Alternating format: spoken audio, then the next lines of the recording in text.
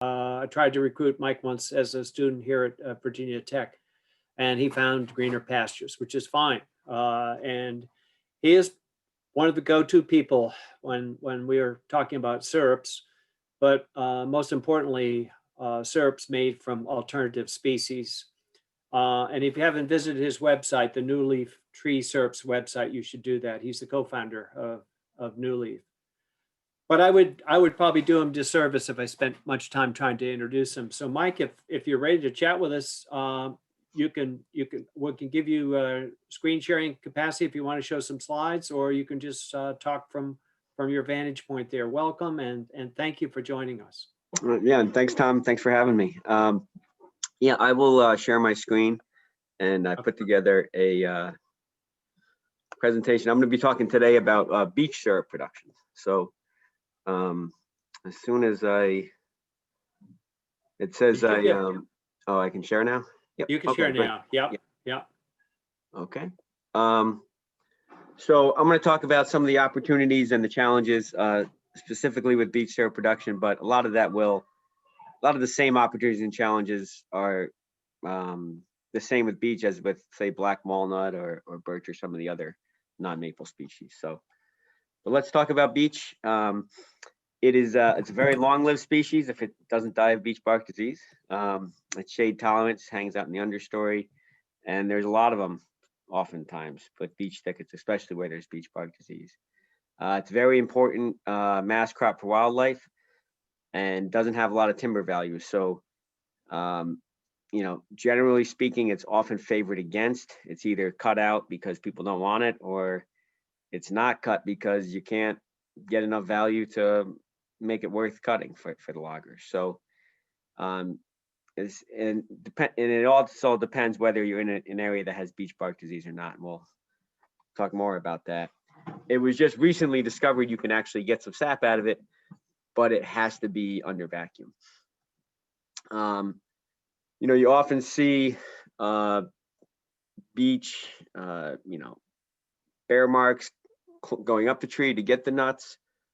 People are known to often carve, their initials and this and that person with the heart all over beech trees and parks and more public areas, because the bark is usually very smooth, and it can be a beautiful tree, very smooth gray bark, and it can be very helpful for wildlife for the mass that it gives.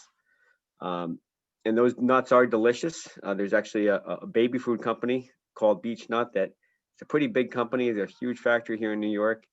They're not selling beech nuts, but I don't know how the name came, but just to give you a sense of, that it is a delicious edible nut. But we're going to be talking mostly today about the syrup they can get out of this tree. And before we get, what looms heavily over beech is beech bark disease. It's a disease insect complex where you have a scale insect that creates the wounds, and then a fungal pathogen, the Nectria, that comes in and infects those, and you wind up with trees that no longer smooth gray barks, but you have damage throughout the tree, and it makes it difficult it makes it non-valuable from a timber perspective, and probably much less productive from a sap production perspective. Here's the native range of beech, and where the beech scale and Nectria currently is. Well, the most recent map I found was from 15 years ago, so I'm sure it's spread even more since then. It's been spreading over the past century. It came in, I think, in Halifax. There's a European beech that is not affected by beech bark disease, but the understanding is that it came over from Europe, but it infected our American beech. And so where I'm located in New York and throughout the whole Northeast, there's both Nectria and scale. In some places there's just scale, and the Nectria hasn't really flourished yet. In where a lot of you are, down in Virginia, some places that has it, some places it doesn't, and it's probably not nearly as prevalent where it is there compared to the Northeast. So where you have healthy beech, I think there's a great opportunity in, in the mid-Atlantic states, especially where you have healthy beech. This was first discovered about 7 years ago by doctors Abby Vandenberg and Tim Perkins at UVM. They were actually, this is when they were doing the cut off the sapling and stick a vacuum cap project. And they were doing that mostly with maples, but they did it with some other trees. And said, well, if you can do that with a maple and suck the sap right out of the ground on a maple stem, can you do the same with other trees? And it works. They found out very well with beech. So even though you're not getting any sap normally, if you just drill a hole in a beech tree or cut the stem off, or you're not going to get any sap flow. The only way you can get sap is if you hook up vacuum to basically pull water from the ground through the roots and create sap in that tree. So when we started doing this, the suction caps aren't available, and we wanted to do it, with normal tapping in real trees. So that's the way we've been doing it.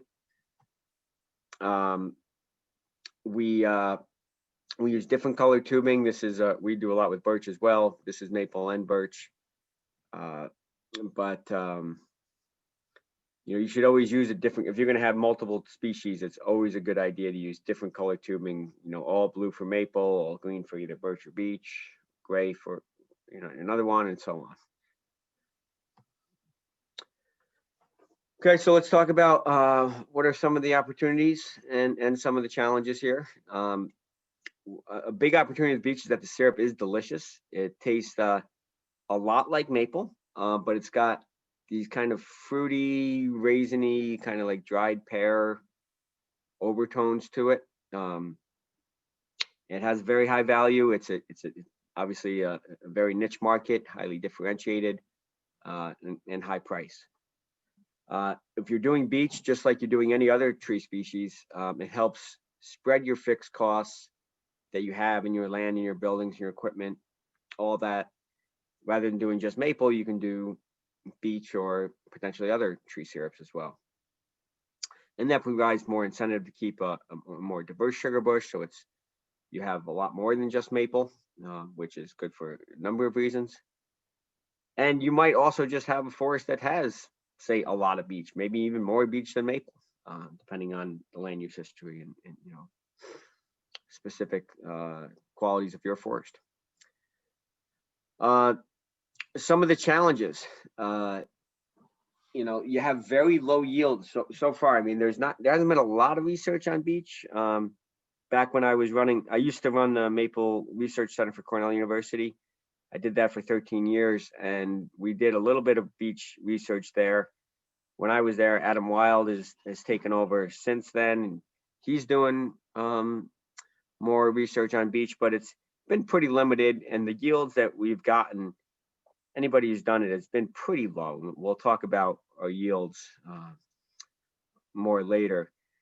Also, the flavor profile of beech is very similar to maple. I told you it has those fruity, raisiny type of overtones, but it's also, a lot of people have a hard time distinguishing it from maple. So it's hard to really justify such a high price when it's so close in flavor. You can tell the difference if you're looking for them, but if I just gave you some beech syrup and said it's maple, you'd probably believe me.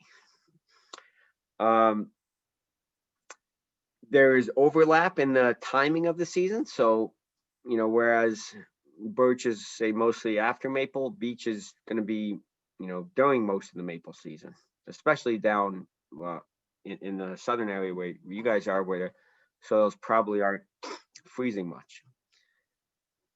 So that's going to just create some more logistical challenges on trying to do two crops at once.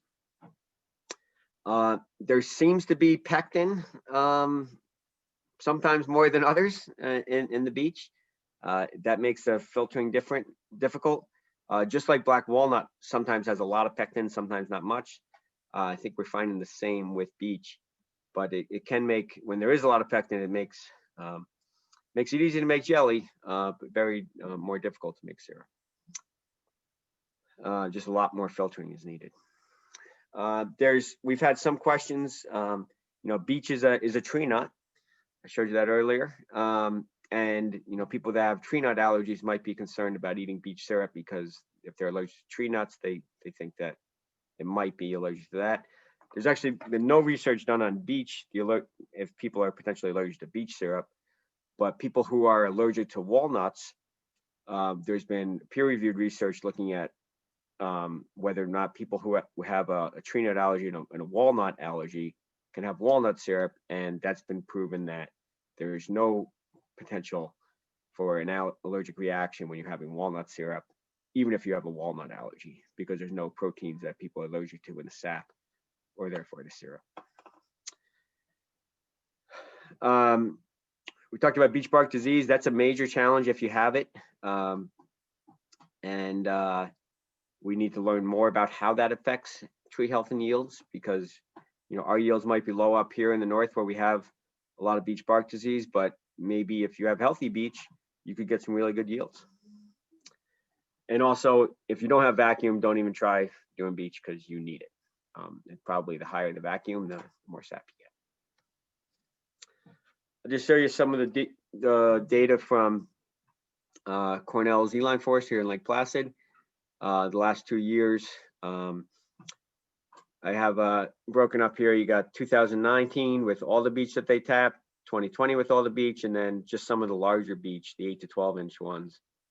And you can see that the sap yield, 5.5 gallons per tap on the 8 to 12 inch beech, much higher than, when you factor in all the trees, because, we're tapping a lot of little ones up here where you have these beech that gets created by beech bark disease.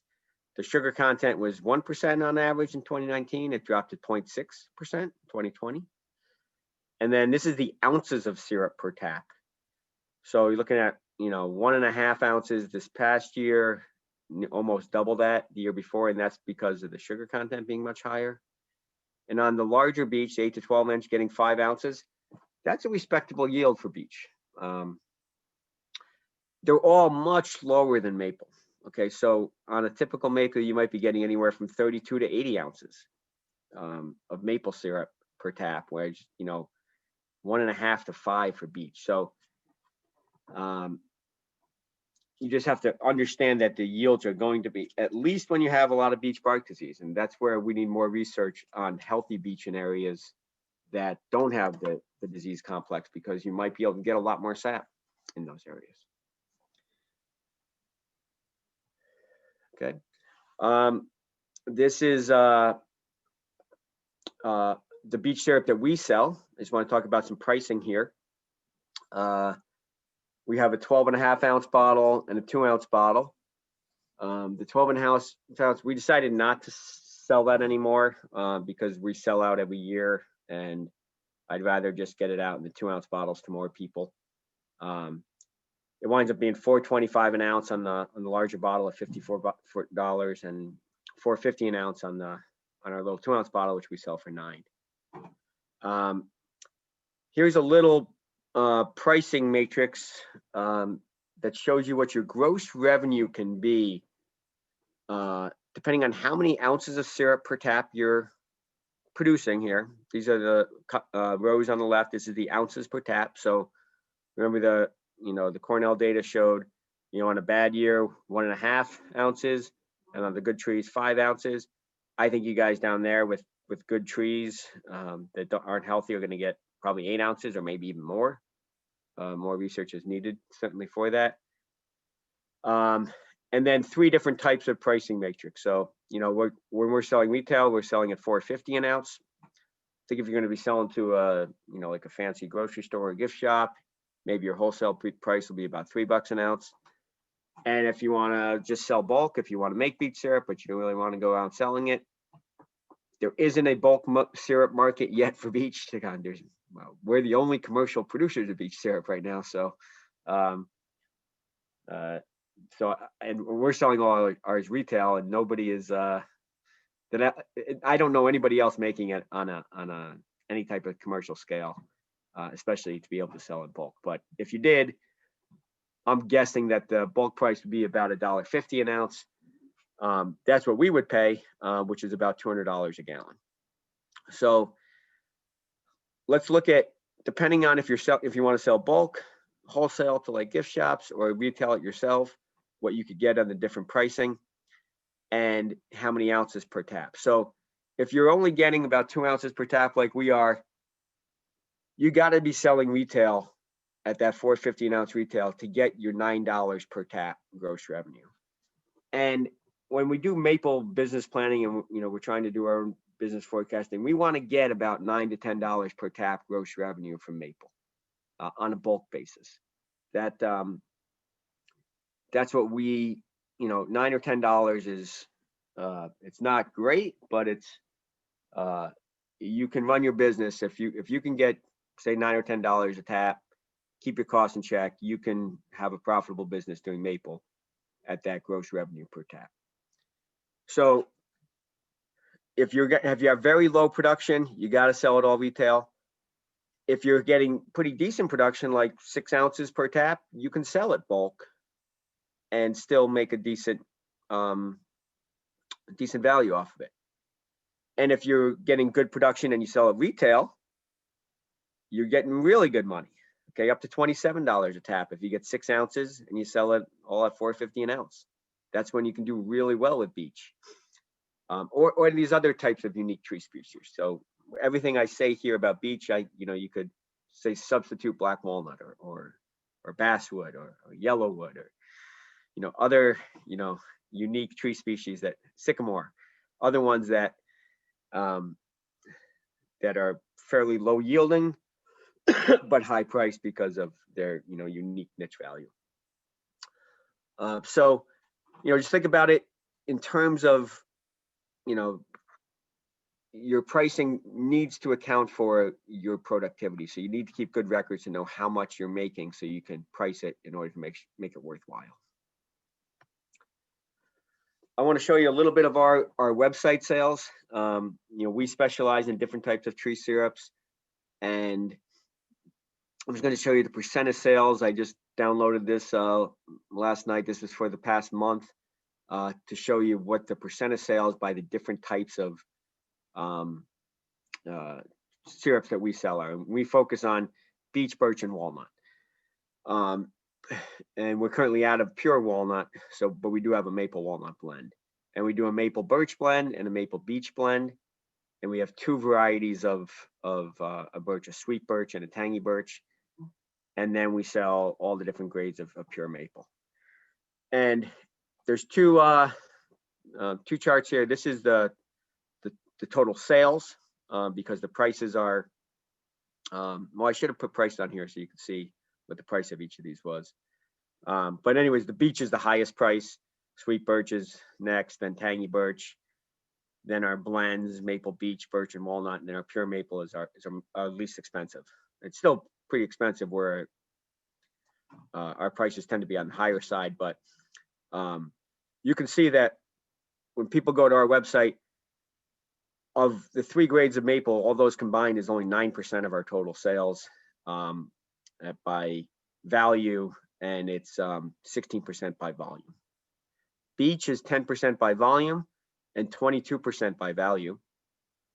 And we don't even have the 12-ounce bottle, just the 2-ounce. So it's pretty significant. And then when we do the maple beech, we do a blend as well, and you factor in the maple beech. So blending in some of the beech with our maple and plus our pure beech, it's about 1/3 of our sales on our website can be attributed to beech. And then the other 1/3 is sweet birch and tangy birch combined, is about 33%, and then all the rest is the other 1/3. And just as an FYI, I know you guys have a lot of walnut down there too, and the maple walnut, you can see percent of volume, that's our biggest seller. 25% of our sales are maple walnut. So that's another great opportunity there. Let's see. There's still a lot of research questions that we still need to answer. And there's some folks doing some of this research, and if I kept my job at Cornell, I would still be doing a lot myself. I'm still doing some just as part of our business, and helping out with some other projects as I can. But there's a lot that we still need to learn, and there's a lot to examine here. We don't really know the optimal time to tap the beech trees, and it's going to vary probably whether you're up here in the north or down there in the mid-Atlantic. We don't know how long the tap hole should be viable for, if you should be retapping at some point. We don't know the impact of tree size on yield, or more importantly, how much beech bark disease impacts the yield, and the difference of tapping healthy trees that don't have the beech bark disease versus ones that are riddled with it. We don't know about pectin levels, whether it varies, according to the mass crop, whether or not the tree's going to give out nuts that year or gave it out the previous year. There's been some anecdotal evidence that's similar in black walnut. We don't know about that with beech, or the time of the year that you're collecting the sap. Does that impact pectin levels? More to learn there.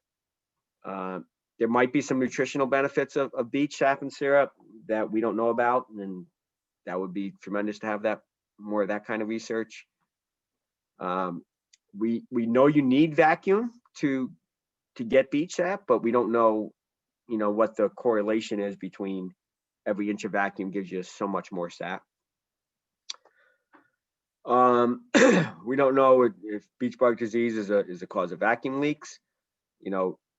Obviously, if you tap into a bad part of the tree, there'd be a leak on your system, and you could potentially be creating leaks for your entire system, especially if you're using a same vacuum pump for maple and beech. As I mentioned earlier, Abby and Tim Perkins first discovered this doing it with the suction cap on a sapling, and a lot of forests are just riddled with these little beech saplings. But we don't know if that, if you're going to be able to get an economical yield of beech sap if you were to cut those off and put a suction cap. I would love to see more research on that. We don't know if sugar content is going to drop over time, because we're basically just removing sugars through the vacuum suction. It's not part of the natural process like it is with maple. So maybe the sugar content potentially seems to be going down. Maybe that's just happenstance, or maybe we're depleting some of the sugar reserves in these trees. Hard to know until we do more research. We don't know if RO is possible due to the pectin content. You could definitely plug up some membranes if you have high pectin. So that, if you have very low sugar content and you don't have the ability to RO it, it winds up being very time and fuel intensive.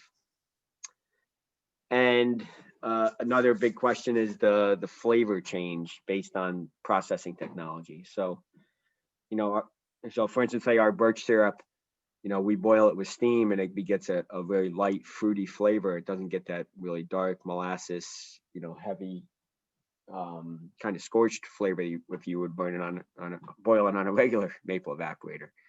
And so processing beech on steam versus wood fired, how does that really impact the flavor, and what do consumers like?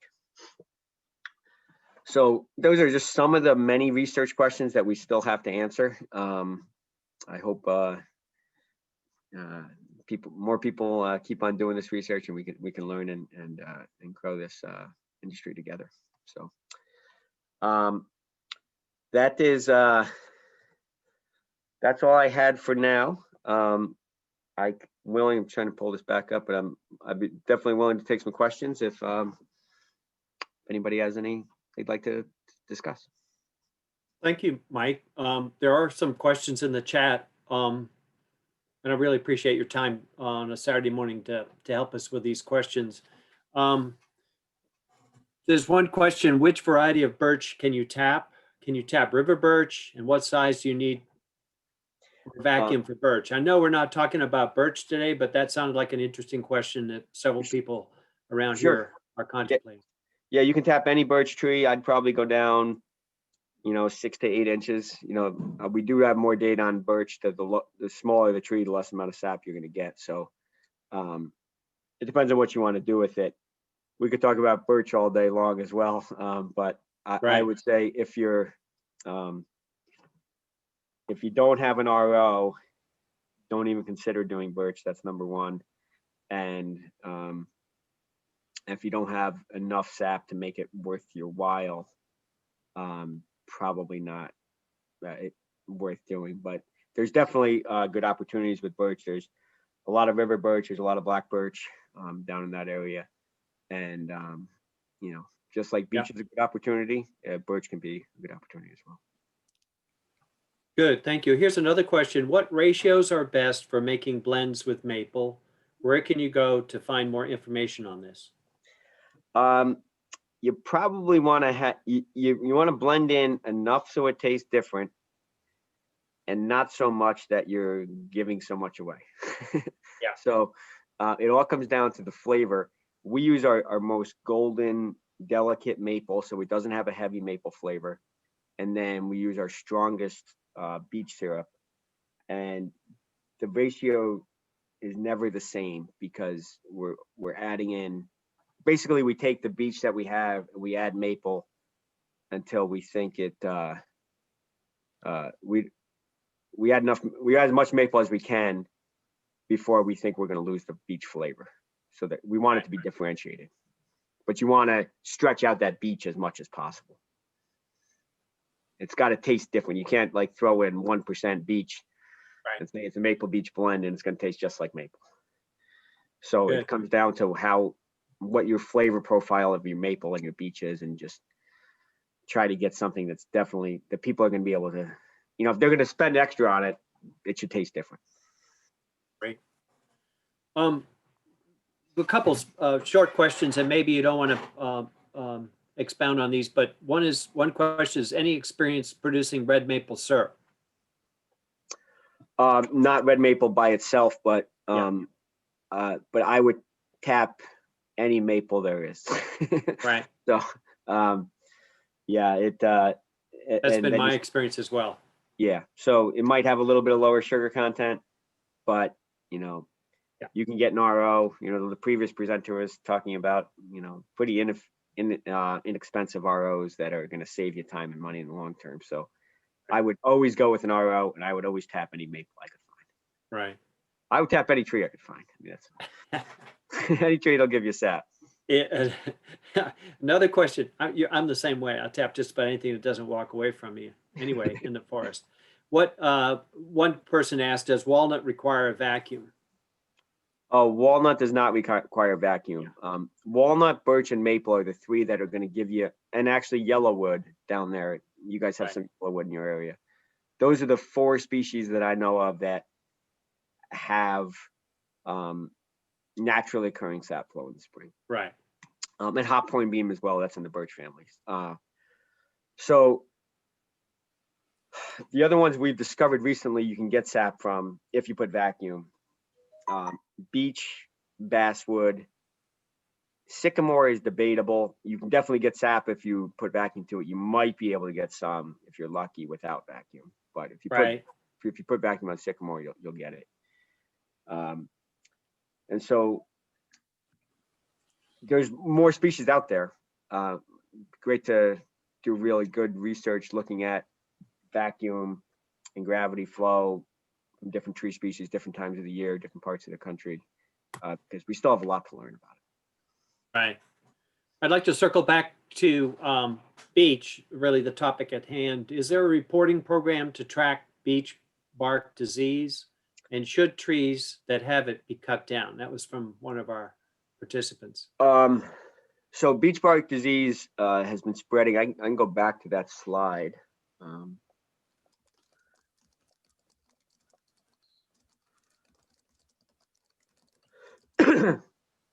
I didn't spend a ton of time looking for the latest and greatest of where beech bark disease is spread. I did find a paper that showed it as of 2005. I'm sure there's something more recent. I just didn't find it.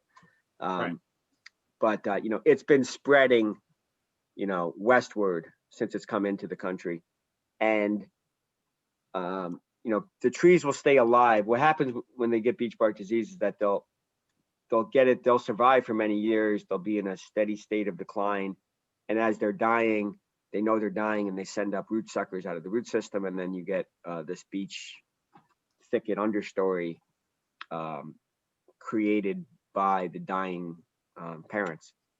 Right. And so there's been a lot more research on how to kill beech and make sure you don't get those thickets than how to save beech. That's a big part of the research in the forestry community is how do you kill them, make sure they don't sprout back, you don't get these beech thickets. Right. If you cut them, if they get the beech rot disease and you cut them, you know you're going to get a lot of sprouting. You're going to get more. And so if you want them, great, you'll get the more thickets because you. But this is just something we need to learn more about in terms of how much sap you can get out of those thickets with those suction caps if you put on them. How much more productive are, like, say, a young, vigorous, fast-growing stand versus old declining trees with the disease. And it depends on your objectives too. Maybe you want to keep the big ones around because they're still giving some mass crops every few years. So, right, just a lot to consider there. I noted on this map that there's quite a bit on the West Virginia border, and many of our participants are from that region. And there are spots of it down in Southwest Virginia where we are, Wise County in that area. So this is a notable thing for us. Yeah, and it's probably worse Go ahead. than this map shows because this is 15 it is. That's what I was going to say. There's probably this is 15 years ago of data. So anyway, maybe at a subsequent event we can talk about what's happened since then. But thank you for showing this, and this is very appropriate for our discussion. We're going to branch out just a little bit, if you don't mind, on a couple other species. Someone has asked about yellowwood. Obviously, it's not. And what about yellowwood? And obviously, what about yellow poplar? Are those you got any experience with those two species? Yeah, I've had experience with yellowwood. Is that it was planted in the cemetery in Syracuse where I went to grad school, and another sugar maker up there, he was tapping them and made some delicious syrup. The yellowwood syrup I thought was phenomenal. And they're just not that common. So that's one of the challenges of the yellowwood is just, if you happen to have a lot of them, great, but few people do. Right. And yellow poplar, you can read all sorts of stuff on the internet. I've heard that if you tap them, that people have gotten sap, but then I've heard other people say you tap them, you don't get anything. We don't have them where I live in any of our forests, so I haven't had any personal opportunity to try it. And if it did produce sap, whether it would probably be under vacuum. And right. And if it did, I mean, there's a lot of yellow poplar, so that would be pretty. That'd be pretty exciting for some of the folks down there who have quite a bit of yellow poplar in their woods, and and if it goes under vacuum, here's the other thing: if it goes under vacuum, you're relying on vacuum anyways. You should just tap right down by the roots. The lower you are, the less it's going to have to. The vacuum is going to have to suck the sap up. You can have your lateral lines really low to the ground, and make sure your holes would be below stump height, so that you're not degrading the commercial timber value, because yellow poplar can, obviously provide some good timber as well. So unless you want to create some tap hole, yellow poplar, tulip poplar lumber, in which case tap them where you would normally do. So I'd love to see more research on that. I haven't heard of, and I've been out of the research field for the last 3 years since I started this company. So hopefully somebody's going to be doing more with that. Right. Well, good. Two more. I think we've got time for a couple more questions, if it's okay with you. One was one question was, you knew that black walnut can be toxic to some plants under the leaves, like raspberry. Is there toxicity associated with the sap? No, there's not. That's juglone, which is not found in the sap.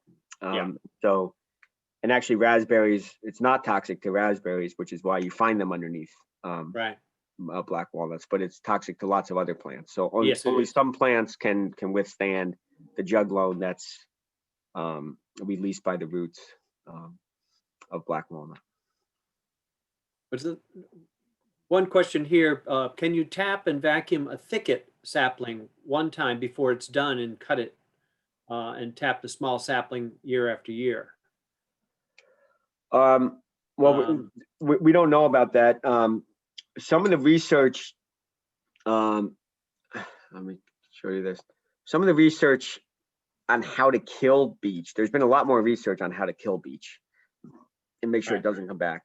And some of that by Dr. Ralph Nyland showed that don't cut it down at the stump at the ground because it's gonna root sprout from the ground. Right. Cut it maybe 4 or 5 feet high before the first major branch, then it's not going to resprout.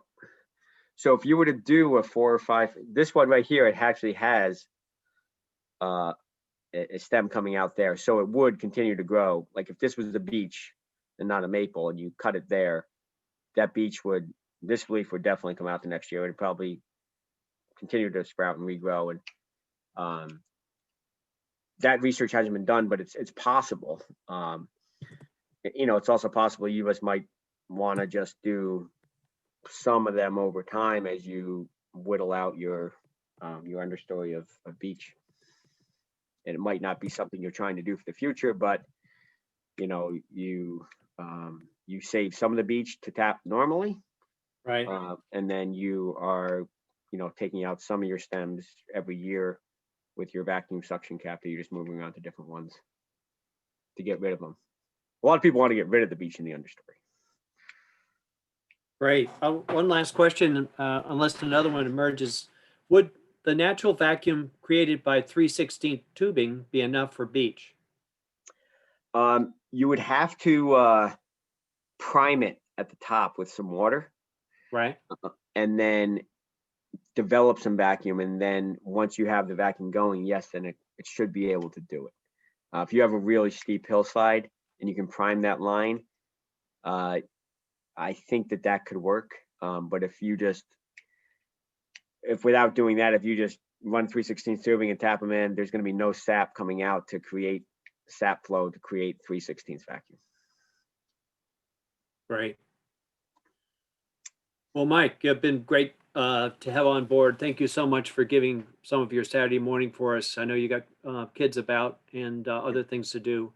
Well, I was especially glad to learn about some of the other species. Thank you for your patience with those questions. I know yeah. they didn't have much to do with beech, but this is all part of the whole global situation, isn't it, Mike? As we've been learning. Oh yeah, for sure. And if anybody, I'll go back to the last slide. If anybody has any other questions, if you're going to be doing this, and you know something comes up, I'm still certainly glad to help. There's my email and phone number, so just reach out. We're really glad you could join us. We've got a bunch of people emerging that are dealing with black walnut, and we may be able to send you some black walnut sap or syrup here. Oh, perfect. In the coming years, because I know you have built quite a business on that as well. Yeah, Thank you for sharing. we ran out of black walnut syrup. We're about to run out of beech. So anybody who just wants to produce it and sell it bulk, we're one of probably several people that would want to buy it. Yeah. Okay. Well, I think that's a business opportunity for some of the folks here in Central Appalachia. Definitely. Okay. Well, thanks everybody. Thank you. And you stick around. There may be some other questions. We'll try and engage you if you're here. Yep. I'll do my best. Thanks. All right. If you can, that'd be great. Phil, I think unless our entomology speaker is ready, we're going to go ahead to break. How's that sound? That will work, and we'll take a few minutes, and you all can discuss. You should be able to unmute yourselves if you want to talk with some of these others. A range of experience in the room today with as far as syrup production goes. So we'll reconvene here.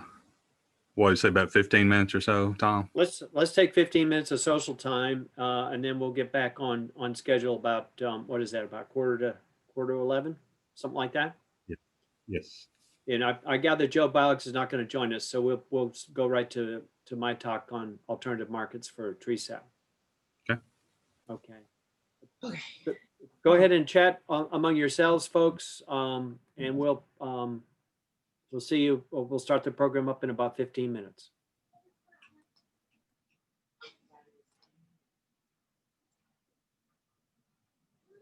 So who had a thing on sweet gum that they were asking question about?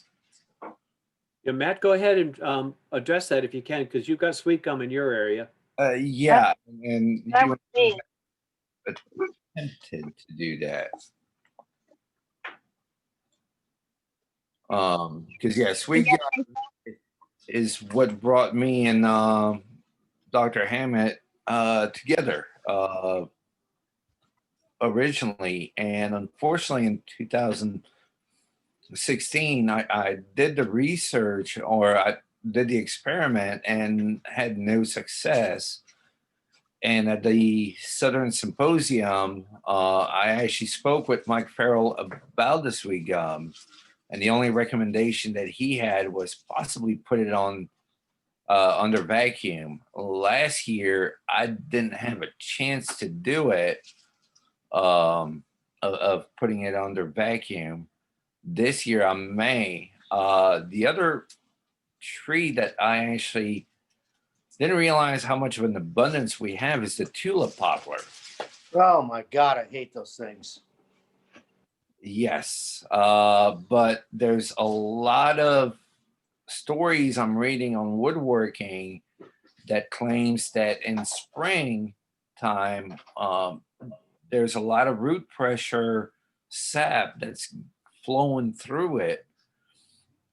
So I did try to throw a couple of taps in it about 3 years ago. Didn't get a whole lot of sap out of it.